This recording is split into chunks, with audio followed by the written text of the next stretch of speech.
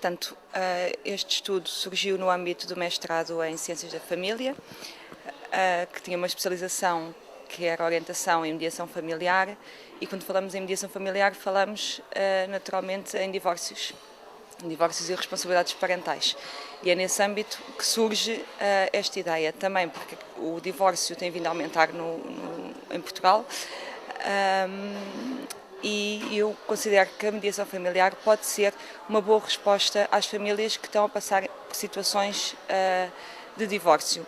Além disso, também me deparo no meu dia-a-dia com muitos casais que procuraram por uma via mais adversarial, procuraram vias judiciais para resolver este tipo de situações, e eu acho que ninguém melhor que os pais para conhecer os seus filhos, e acredito que os pais e as mães sozinhos conseguem, ou sozinhos, ou com um mediador naturalmente, mas sem ser por uma via judicial, que conseguem definir aquilo que sentem como necessidade para si e para os seus filhos após uma situação de divórcio. E é por acreditar nesse sistema de mediação familiar que entendi fazer um estudo sobre isso, tendo em conta as características atuais das famílias.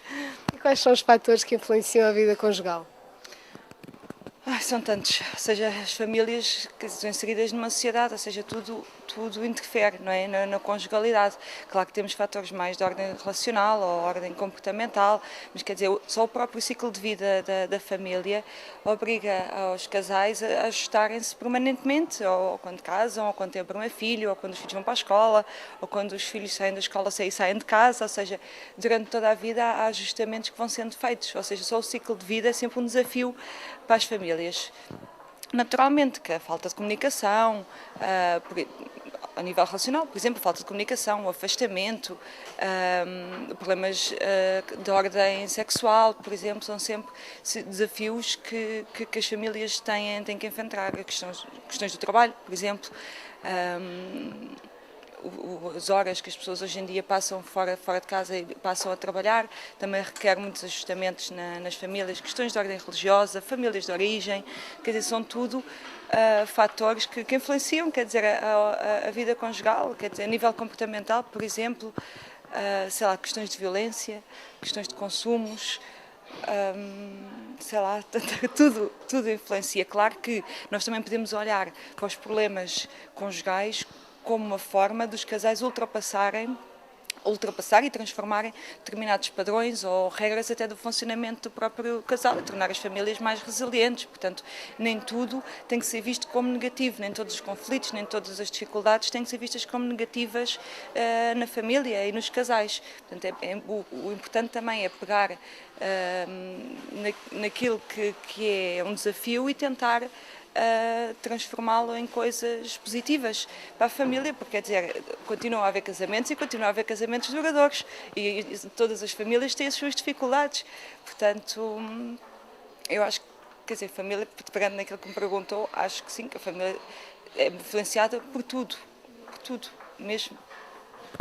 E como é que faz esse seu estudo empírico?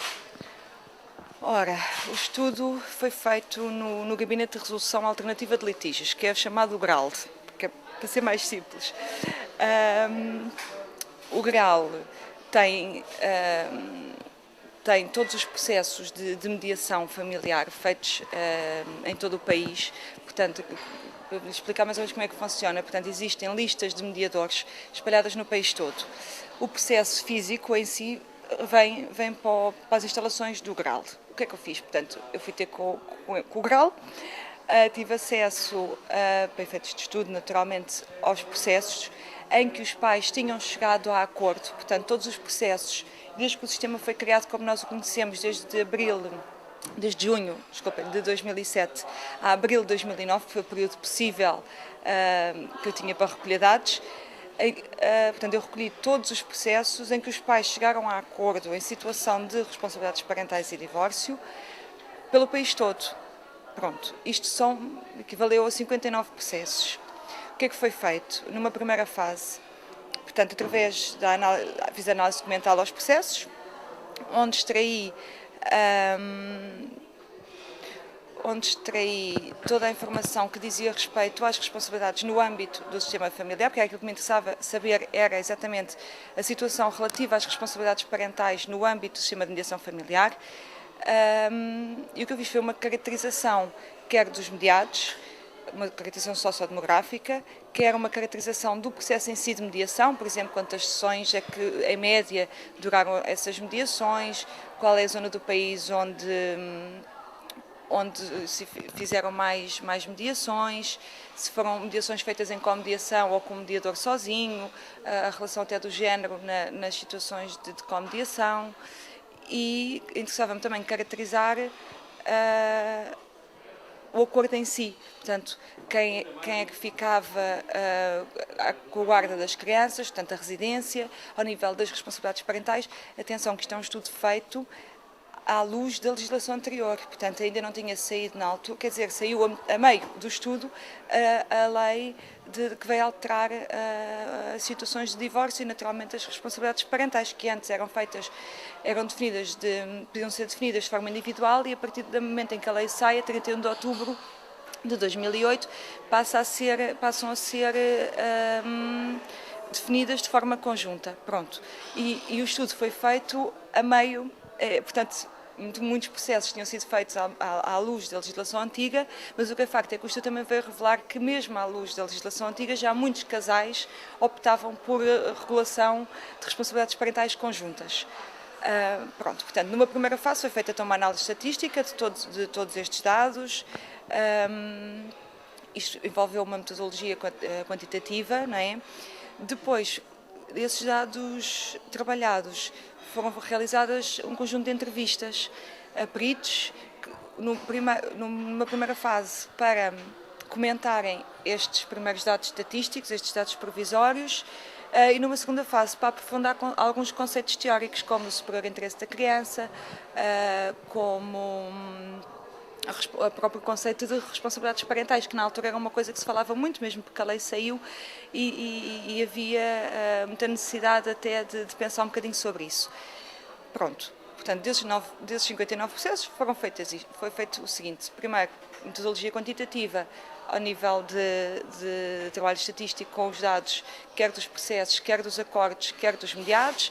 Numa segunda fase, entrevistas, que acabaram por complementar os dados. Portanto, metodologicamente foi isto que foi feito, foi utilizada uma metodologia mista, não é?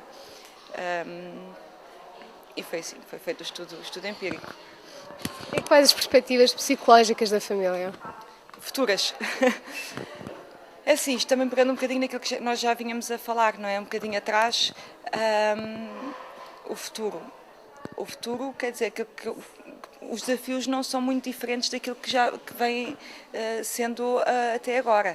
Claro que nós temos cada vez mais famílias diferentes, temos uma diversidade muito grande ao nível da tipologia, da constituição das famílias, do seu funcionamento. Vai sendo diferente, quer dizer, desde que eu escrevi o livro já montes de coisas aconteceram, já houve outra vez uma outra alteração à lei, já temos famílias, por exemplo, homossexuais, que era uma coisa que não estava legislada até à data. Portanto, cada vez mais nós temos famílias diferentes, temos mais pessoas a viverem sozinhas, ou por opção, ou devido ao envelhecimento da população também há muita gente a viver sozinha. Mas, quer dizer, hoje em dia nós temos uma diversidade imensa de famílias. Eu acho que quando temos tanto tipo de famílias quanto aquelas que existem. Quer dizer, isso é um desafio porque dar resposta às necessidades de todas estas famílias requer algum pensamento sobre isto, não é? Mas há outros desafios, quer dizer, a multiculturalidade, por exemplo, dentro das famílias, e cada vez mais há famílias constituídas por pessoas de nacionalidades diferentes, de origens diferentes. O trabalho, as questões do trabalho, cada vez as pessoas trabalham muito mais tempo fora, isso também requer alguma atenção, não é? E mesmo as questões económicas, hoje em dia, é um desafio muito grande as pessoas poderem conciliar as suas necessidades e aquilo que querem para o seu agregado familiar e as questões e as dificuldades que têm atravessado, quer ao nível do emprego, isso se reflete depois no próprio funcionamento da família. Falava-me de perspectivas psicológicas. Claro, todos estes fatores externos acabam por mexer com as questões psicológicas da família, quer na relação entre as pessoas, entre os casais, como na relação com os filhos. As pessoas estando mais tempo fora estão menos tempo provavelmente com os filhos, as crianças passam mais tempo nas escolas, passam menos tempo em casa, o tempo de relação é mais reduzido. Portanto, é tudo aquilo, quer dizer, são tudo adaptações que a família tem que fazer. Eu não queria olhar para estas perspectivas como coisas negativas na vida das famílias. Acho que não tem a ver com a negatividade, tem a ver com a modificação, que faz parte, não é, da nossa sociedade, as coisas vão se alterando e nós vamos ter que nos ir ajustando, e acho que é isso mesmo. Não vejo com a negatividade nada destas coisas, nem sequer em relação aos divórcios, não é? Que as pessoas hoje em dia divorciam-se porque podem se divorciar, há uns anos atrás não podiam.